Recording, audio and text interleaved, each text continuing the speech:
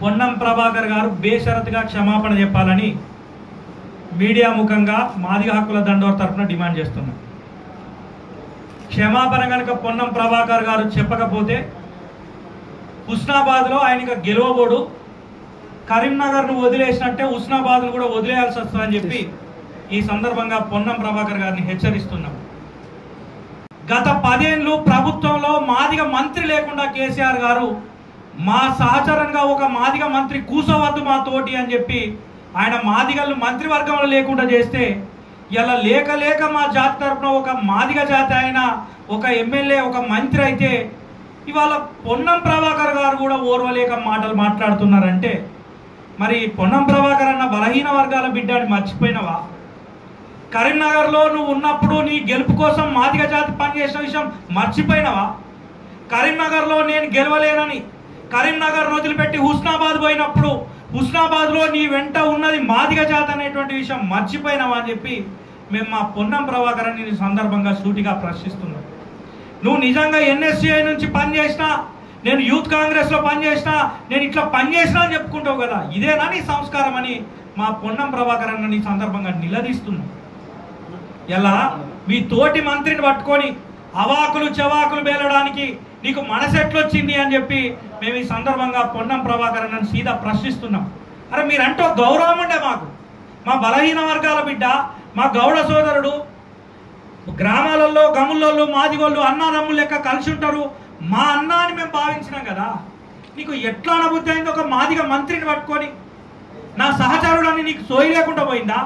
దొర మనస్తత్వం నువ్వు అలవాటు చేసుకున్నావా పొన్నం ప్రభాకర్ అన్న అని చెప్పి మేము ఈ సందర్భంగా ప్రశ్నిస్తున్నాం. నువ్వు బేషరతుగా క్షమాపణ చెప్పాలి ప్రభాకర్ అన్న. ఒకవేళ తప్పకుండా మాదిగ దండోర మోగిస్తాం, హుస్నాబాద్ వస్తాం, హుస్నాబాద్లో గ్రామం గ్రామం తిరుగుతాం, నీ ఓటమికి పునాదులు కూడా వేస్తామని చెప్పి ఈ సందర్భంగా పొన్నం ప్రభాకర్ గారిని హెచ్చరిస్తూ, ఇగో ఈ విషయంలో కాంగ్రెస్ నాయకుడిని కనుక అని ఉంటే కాంగ్రెస్ నాయకత్వం మౌనంగా ఉండేదా అని చెప్పి మేము ఈ సందర్భంగా కాంగ్రెస్ పార్టీని కోరుతున్నాం. వీరు స్పందించాలని చెప్పేసి కాంగ్రెస్ అధిష్టానాన్ని కోరుతున్నాం. ఈ మేరకు పిసిసి అధ్యక్షులు మహేష్ కుమార్ గౌడ్ గారికి విజ్ఞప్తి చేస్తాం, మీనాక్షి నటరాజన్ ఇన్ఛార్జ్ గారికి విజ్ఞప్తి చేస్తాం, దాంతోపాటు ఏఐసిసి కూడా ఫిర్యాదు చేస్తాం. ఎందుకంటే కాంగ్రెస్ పార్టీ అంటేనే దళితుల పార్టీ, బలహీన వర్గాల పార్టీ, పేదల పార్టీ అనుకుంటాం కదా. మరి అట్లాంటి మాదిగ మంత్రిని ఆయనను పట్టుకొని అవమానకర రీతిలో మాటలు మాట్లాడడం పొన్నం ప్రభాకర్ గారికి ఎంతవరకు సమంజసమో పార్టీ ఆలోచించాలి, ఆయన మీద క్రమశిక్షణ చర్యలు తీసుకోవాలని చెప్పేసి మేము ఈ సందర్భంగా కోరుతూ, ఇగో ఈ తొరల మనస్తత్వం అంటే మాదిగలు మంత్రివర్గంలో ఉండొద్దని గతంలో కేసీఆర్ ఎట్లయితే కక్ష కట్టి దొరల మనస్తత్వం ఎట్లయితున్నదో ఇప్పుడు అట్లాంటి మనస్తత్వానికి పొన్నం ప్రభాకర్ గారు అలవాటు పడ్డారా? మాదిగల్ని తన పక్క పట్టి కూర్చోబెట్టుకోవడానికి ఆయన ఓర్చుకోలేకపోతున్నారా అని చెప్పి ఈ సందర్భంగా పొన్నం ప్రభాకర్ గారిని ప్రశ్నిస్తూ, ఇగో ఇక్కడి నుండి రేపే పొన్నం ప్రభాకర్ అన్న బహిరంగ క్షమాపణ చెప్పాలి. ఆయన అంటా ఉన్నాడు, సోషల్ మీడియాలో వార్తలు వస్తున్నాయి, నేను నా తోటి సిబ్బందిని అన్నానని, నా కింద పనిచేసే సిబ్బందిని అన్నా ఢిల్లీ టికెట్ల విషయంలో అని సోషల్ మీడియాలో వార్తలు స్ప్రెడ్ చేస్తూ ఉన్నాడు. నిజంగా మీరు సిబ్బందిని అని ఉంటే ఓ మీడియా సమావేశం ఏర్పాటు చేసి చెప్పితే మీకేమైంది?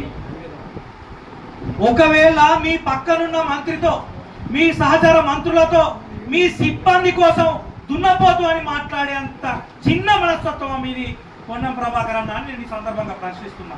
కాబట్టి పొన్నం ప్రభాకర్ గారు బేషరతుగా క్షమాపణ చెప్పాలి, బహిరంగంగా మీడియా ముఖంగా క్షమాపణ చెప్పాలి.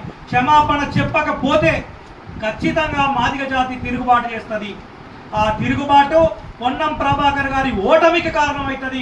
కరీంనగర్ను వదిలిపెట్టి హుస్నాబాద్ ఎట్లయితే పోయినావో రేపు హుస్నాబాద్లో కూడా ఓడిపెట్టు, అక్కడ ఓడిపోయే పరిస్థితి వస్తుందని చెప్పి పొన్నం ప్రభాకర్ గారికి హెచ్చరిస్తూ, దీని విషయంలో మాదిగ హక్కుల దండోర రాష్ట్ర వ్యాప్త కార్యాచరణకు సిద్ధమవుతుందని చెప్పి ఈ సందర్భంగా తెలియజేస్తూ ఈ అవకాశం ఇచ్చినటువంటి మీడియా మిత్రులకు హృదయపూర్వక ధన్యవాదాలు.